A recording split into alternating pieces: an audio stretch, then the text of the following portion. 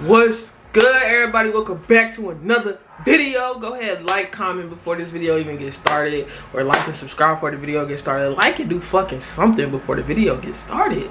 Dang. But today we are reacting to why blue whales don't get cancer. Peto's paradox. I don't know how to pronounce this man's name. The dude that does these videos, I do not know how to pronounce his name. Of course, you know, on my I did like a reaction to one of his videos. I forgot what video it was or whatever, and of course people in the comments was like, well, this is how you pronounce it, like. So bro, if you watch this, you got some real ass fans out there that's making sure everybody getting your shit correct though, fact though, you feel what I mean? But like I said, I don't even know what the fuck I said, but okay, but let's get right to this video, man. In 3, 2, 1, wow. Cancer is a creepy and mysterious thing. In the process of trying to understand it, to get better at killing it, we discovered a biological paradox that remains unsolved to this day. Large animals seem to be immune to cancer, which doesn't make any sense. The bigger a being, the more cancer it should have. To understand why, we first need to take a look at the nature of cancer itself.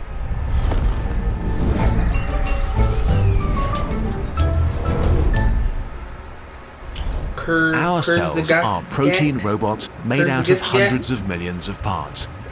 Guided only by chemical reactions, they create... I just want to press pause because, like, this video kind of reminds me, like, when you in, like, middle school or even high school, like, your teacher be like, hey, we about to watch a video, like, in science class, English, whatever, and they put, like, a video like this on or some shit. This would kind of remind me of, like, hella educational. But we need that shit. Like, we need education, especially now. It's, like the coronavirus and all that shit.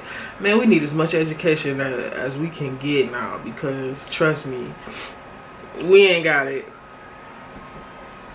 And dismantle structures, sustain a metabolism to gain energy, or make almost perfect copies of themselves. We call these complex chemical reactions pathways. They are biochemical networks upon networks, intertwined and stacked on top of each other. Most of them can barely be comprehended by a single human mind, and yet they function perfectly. Until they don't. With billions of trillions of reactions happening in thousands of networks over many years, the question is not if something will go wrong, but when. Tiny mistakes add up until the grandiose machinery gets corrupted. To prevent this from getting out of hand, our cells have kill switches that make them commit suicide. But these kill switches are not infallible. If they fail, a cell can turn into a cancer cell. See, when I was in school, bro, I graduated from high school in 2017. I don't go to college or anything like that, but I do want to attend, you know. But back on the subject, basically, it's crazy how they didn't teach me this in school. Like, the videos that he be dropping, they do not teach you that stuff in school. And I feel like it'd be educational videos that people should know, you know what I mean? And I'm glad people, you know, I'm glad he has his platform to share this with people because people don't know this. You know what I mean? And it's sad. Like, we should know shit like this, bro. That's the crazy part, man. Most of them are slain by the immune system very quickly. But this is a numbers game. Given enough time, a cell will accrue enough mistakes, slip by unnoticed, and begin making more of itself. All animals have to deal with this problem. In general, the cells of different animals are the same size. The cells of a mouse aren't smaller than yours. It just has fewer cells in total and a shorter lifespan.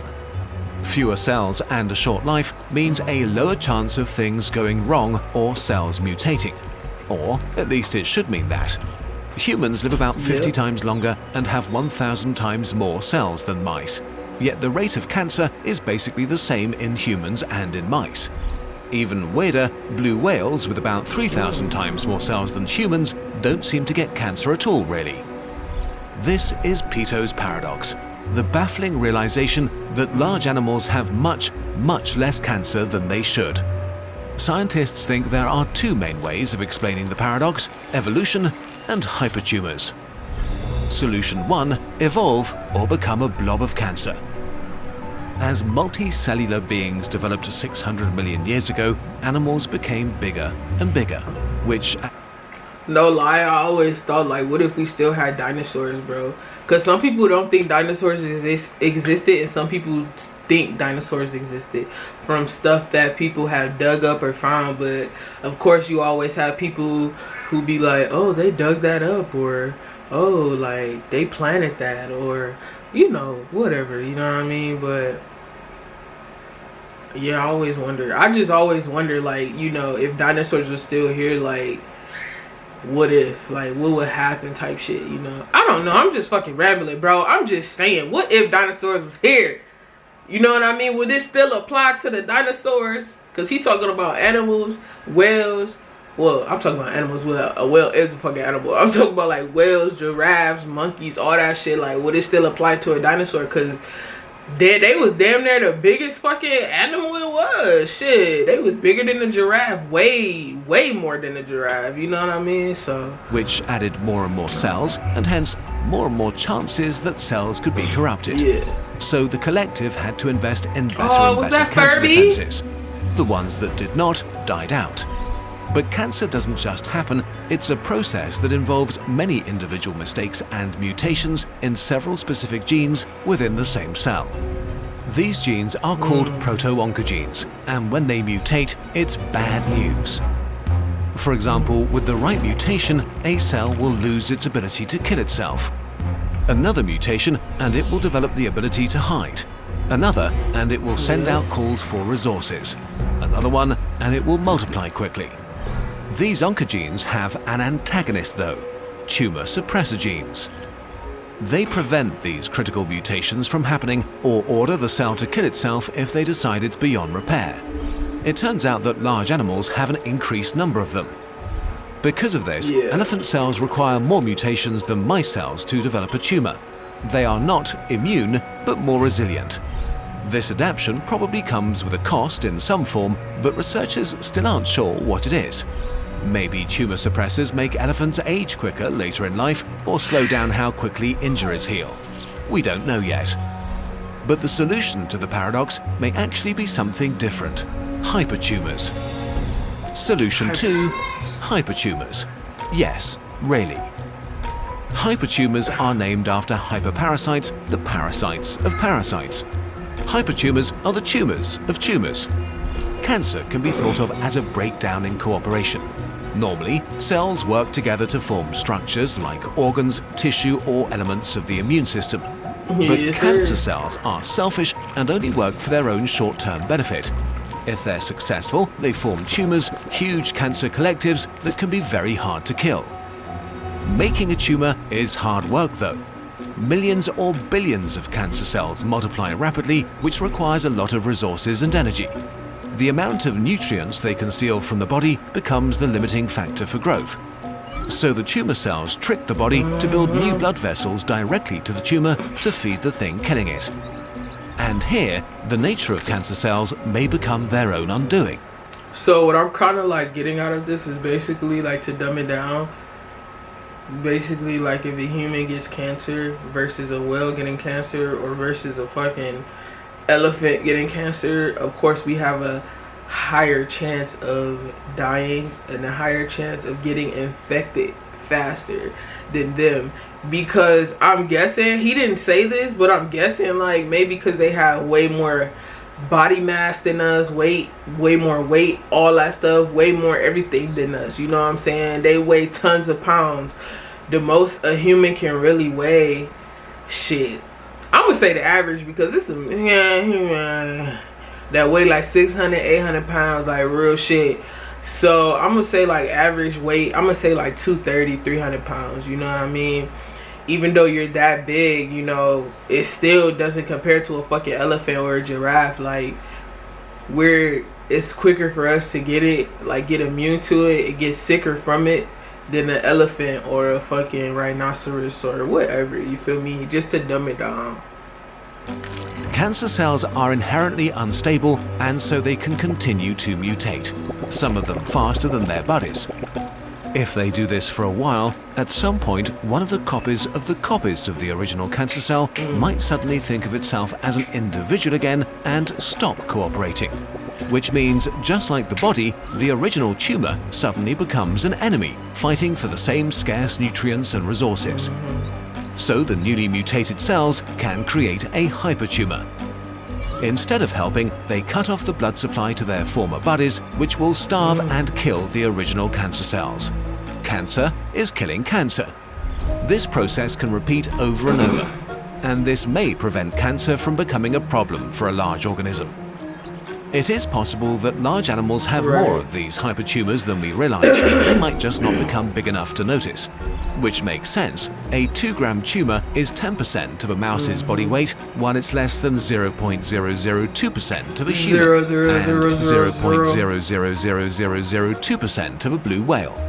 All 3 tumors require the same number of cell divisions and have the same number of cells. So an old blue whale might be filled with tiny cancers and just not care. There are other proposed solutions to Peto's paradox, such as different metabolic rates or different cellular architecture. But right now we just don't know. Scientists are working on the problem. Figuring out how large animals are so resilient to one of the most deadly diseases we know could open the path to new therapies and treatments. Cancer has always been a challenge. Today, we are finally beginning to understand it, and by doing so... Because... let me keep it a stack with y'all. Some of y'all might agree with me. I believe that there is a cure for cancer. I believe there is a cure for every disease that's out there. But it's like getting sold to the highest bidder. You know what I mean? If you do your research and read, just like with Dr. Sebi, it's a lot of stuff. Just like if you have, even if, like what the? I got tongue tied. But like cancer, what's that? Condition, disease. I don't think it's a disease. I don't want to say disease, and you know it's not a disease. What's that? You get like rashes and stuff like that, and it really hurts your body. Somebody that I know has it, but you can get rid of it with certain especially stuff that you eat and certain herbs that you can use and stuff like that. People always think that you gotta pop a pill to get better, or you gotta get a vaccine to get better, nigga. No, you don't. These niggas are trying to kill you. Like, y'all need to stay woke and understand what's going inside your body. Just because the doctor says, here you go, this will help you, that doesn't mean that shit will help you. You gotta do your research. You gotta read what they putting in the pills, the ingredients, even your food. Read the ingredients. Just like with the Johnson & Johnson, they got sued by a customer because they had a form of cancer in their lotion, or it was either lotion or the soap. They got she filed a lawsuit, and of course she won. I can't remember how much money she did win, but you can also look it up on Google, because I'm not lying. You can look it up yourself. But yeah, you gotta watch out what you put in your body, because nigga, they trying to kill us. But y'all don't want to hear that story yet, though. We might finally overcome it. This video was sponsored by you. If you want to help us make more... I guess that was the end of the video. But yeah, man, y'all need to watch out what y'all putting in y'all bodies, because, like I said, they trying to kill us. They don't think we know. They think we too dumb. Just like I give y'all a story, and then I'm going to get off this. My sister's friend, basically...